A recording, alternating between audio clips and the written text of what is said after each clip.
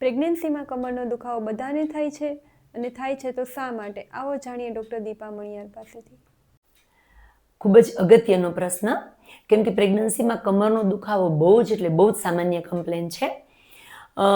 Normally કમરનો દુખાવો થાય છે ને કારણે એ સમજવાનું. એક, ગમે ત્યારે નોર્મલ જે સમયે સગર્ભાવસ્થા ન હોય એ સમયે પણ જો શરીરમાં વિટામિન ડી ઓછું હોય, કેલ્શિયમ ઓછું હોય તો કમરનો દુખાવો થાય. કેમ કે સ્ત્રીઓની જેમ પુરુષોને પણ કમરનો દુખાવો થાય છે. તો જ્યારે પણ પ્રેગ્નન્સીમાં પૂરતી માત્રામાં કેલ્શિયમ શરીરમાં ન હોય ને ખોરાકમાં ન મળે ત્યારે, અને વિટામિન ડીની ડિફેક્ટ હોય ત્યારે કમરનો દુખાવો થાય. એટલે ગમે ત્યારે બેકએક છે એવું કોઈ પણ દર્દી કહે ત્યારે સૌથી પહેલાં અમે કેલ્શિયમની દવા પૂરતી પ્રમાણમાં સપ્લાય કરીએ. ખોરાકમાં કેલ્શિયમ વધુ મળે એ માટે ખોરાકમાં શું ધ્યાન દેવું એ સમજાવીએ. અને વિટામિન ડીનું 60,000 યુનિટનું દર અઠવાડિયે એક એવી રીતે 4 ગોળીનો કોર્સ આપીએ. મહિના દરમિયાન કેલ્શિયમ બરાબર લેવાય, ખોરાકમાં કેલ્શિયમ વધે એ માટે ફેરફાર કરીએ. અને વિટામિન ડીની દવા લેવા છતાં પણ જો બેકએક ન મટે તો એક ઓર્થોપેડિકનું ઓપિનિયન લેવાનું કહીએ.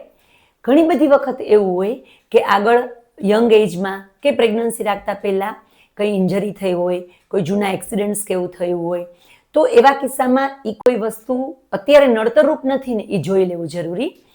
એક વખત મણકા બરાબર છે, મણકામાં નસ દબાય કે એવું કશું નથી, એ સાબિત થઈ જાય તો પછી આપણે બાકીનું જે વધારાના રિપોર્ટ્સ કરવાનું કે દુખાવાની ગોળી આપવાનું ટાળી શકીએ. તો જ્યારે રૂટીન કેલ્શિયમ અને વિટામિન ડી એ આપવા છતાં પણ કમરનો દુખાવો રહે તો એના કારણો આપણે શોધવા પડે.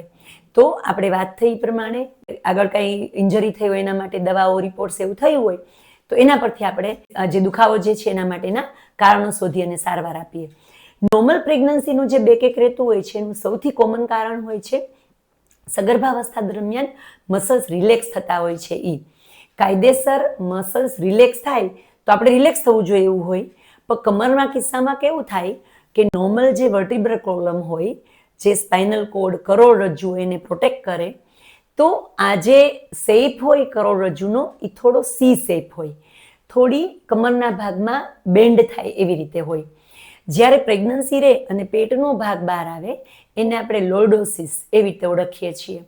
તો જે પેટનો ભાગ બહાર આવે એની સાથે મણકા બહારની સાઈડ, આગળની સાઈડ થોડા કર્વેચર, થોડો એનો સી શેપનો આકાર પકડે એવું થાય. એવા કિસ્સામાં ત્યાંથી બહાર નીકળતી ચેતાઓ હોય એના પર કમ્પ્રેશન થાય. તો બહુ લાંબો સમય ઊભા રહીએ, બહુ લાંબુ ચાલવું પડે એવું થાય, સતત એક જ પોસ્ચરમાં બેસી રહીએ એવું થાય તો કમરનો દુખાવો થોડું એ નર્વ કમ્પ્રેશનને કારણે થતું હોય. તો ખોરાકમાં કેલ્શિયમ, રૂટીન નર્વ કમ્પ્રેશન, આ બે વસ્તુ સૌથી કોમન છે. આ સિવાય પણ ઘણાને જન્મજાત કમરના મણકાઓ ફ્યુઝ થયેલા હોય. આ કન્ડિશન ઘણી કોમન છે અને ઓર્થોપેડિક ડૉક્ટર જુએ પછી જ આઈડિયા આવે એવું થાય. તો મણકાની જે લચક હોય, બે મણકા વચ્ચેની જે જોઈન્ટ હોય એ ફિક્સ હોવાને કારણે એ લચક ઓછી થઈ જાય. એવા કિસ્સામાં પણ કમરનો દુખાવો થાય.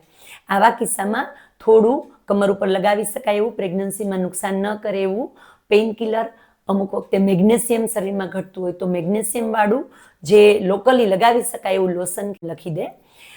અમુક વખતે કેલ્શિયમની સાથે મેગ્નેશિયમ સપ્લિમેન્ટ લેવું જરૂરી થાય તો કેલ્શિયમની દવામાં એ પ્રમાણે ફેરફાર કરી દે. તો કમરનો દુખાવો બધાને થાય જ એવું નથી.